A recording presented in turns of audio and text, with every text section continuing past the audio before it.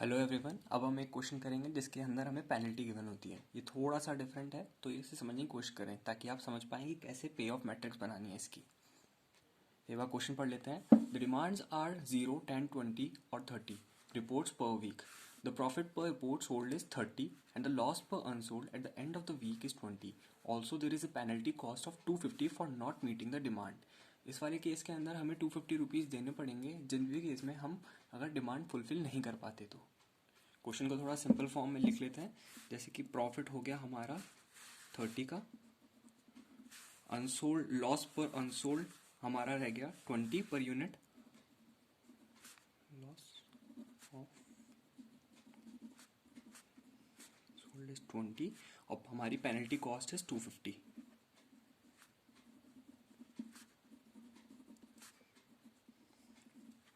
तो आप ध्यान से देखिएगा कि इसकी पे ऑफ मैट्रिक्स कैसे बनेगी। पे ऑफ मैट्रिक्स में हम इस साइड लिखेंगे डिमांड और हम ऊपर लिखेंगे परचेजेस। तो हमारी डिमांड थी 0, 10, 20 एंड 30।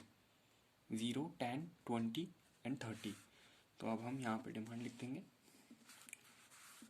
0, 10, 20 एंड 30।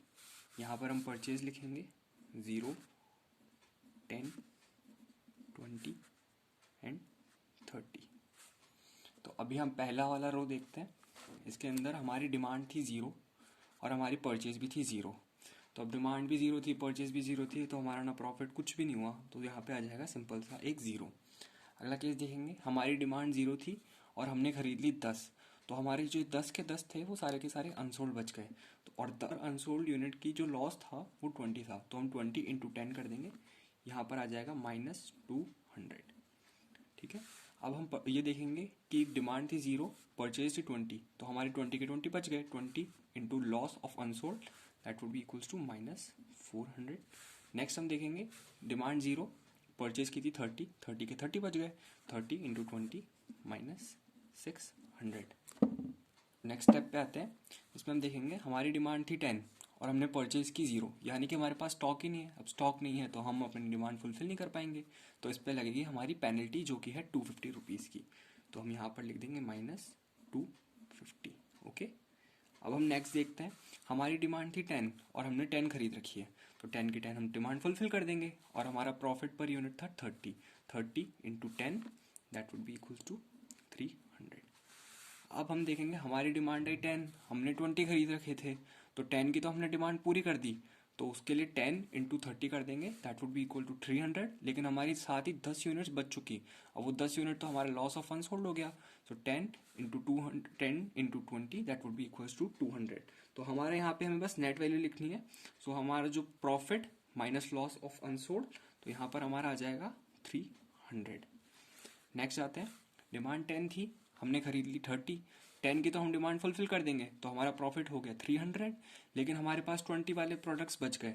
सो 20 प्रोडक्ट बच गए तो loss of unsold is 20। So 300 minus 400 that would be equals to -100। यहाँ पर हम नेट वैल्यूज लिखते हैं। अब हम नेक्स्ट उस पर आते हैं। हमारी डिमांड आई 20 की और हमारे पास परचेज था 0। तो यानी कि हमारे पास कुछ था ही नहीं, स्टॉक ही नहीं था, हम डिमांड फुलफिल नहीं कर पाए। तो हमारी लग गई एक पेनल्टी।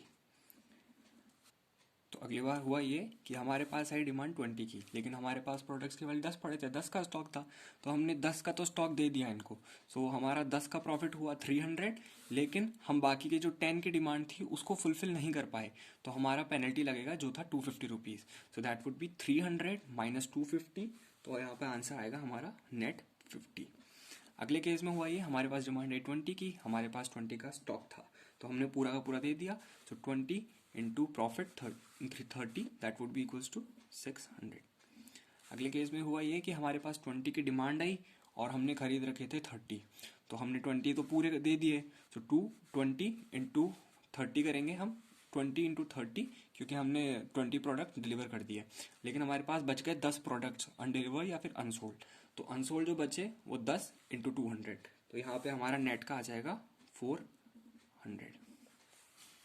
अब हमारे पास है डिमांड नेक्स्ट उसकी, वो है 30। सो अब 30 हमारे पास डिमांड आई, हमने कुछ खरीद रखा था नहीं, तो यहाँ पे फिर हमारे लग गई एक पेनल्टी। अगले केस में हमारे पास डिमांड आई 30 की, हमारे पास परचेज था 10, तो हमने 10 तो दे दिए, 10 हमने कर दिया सप्लाई, सो हमारा प्रॉफिट हो गया 30 इंटू 10 300। लेकिन हम 20 यूनिट सप्लाई नहीं कर पाए, सो उस पर लिए हमारी लगेगी पेनल्टी, लगेगी इसके लिए हमारी। सो हमारे 300 में से गए 250, that would be equals to 50, यहाँ पे भी 50 आ जाएगा। अब अगले केस में हुआ ये कि हमारे पास डिमांड आई 30 की, हमने खरीद रखे थे 20, तो हमने 20 तो सप्लाई कर दिए, तो उस पर प्रॉफिट हो गया 20 इंटू 30 600।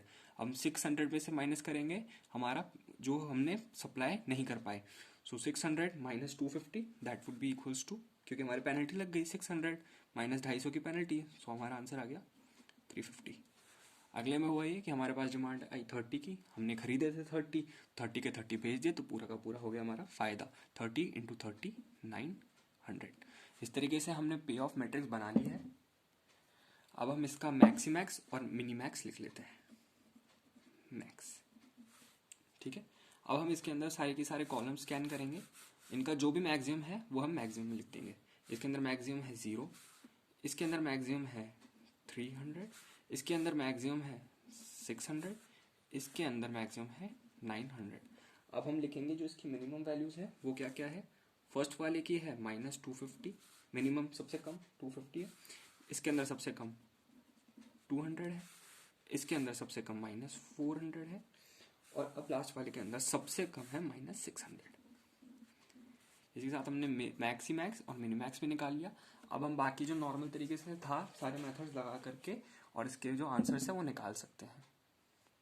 सिंस इस क्वेश्चन में पेनल्टी वाली चीज़ ही नहीं थी, तो अब इसमें मेरे को कुछ और कराने की ज़रूरत है नहीं। बाकी आपको अगर देखना है कि इसके आंसर्स कैसे निकालने हैं, तो आप मेरी ऊपर आई बटन पे क्लिक करके पुरानी वीडियो देख सकते हैं, जिसमें मैंने एक्सप्लेन किया है maximax criteria method, maximin criteria, Hurwicz criteria, Laplace criteria और मिनीमैक्स रिग्रेट। इसके अंदर सबसे अलग जो चीज़ थी वो ये पे ऑफ टेबल बनाना ही था। तो आई होप आपकी पे ऑफ टेबल कैसे बनानी है समझ में आ गया है। बाकी इसके आंसर निकालना सिंपल है, आपका टाइम वेस्ट करने का कोई सेंस है नहीं। तो आप ऊपर आई बटन पे क्लिक करके उस वीडियो को देख सकते हैं। तो अगर आपको ये वीडियो हेल्पफुल लगा तो इस वीडियो को लाइक करना और इस चैनल को सब्सक्राइब करना ना भूलिएगा। और अगर आप चाहें तो इसे अपने दोस्तों के साथ भी शेयर कर सकते हैं, ताकि उनकी भी थोड़ी भलाई हो जाए। दिक्कत क्या है, खैर। Thank you, see you next time.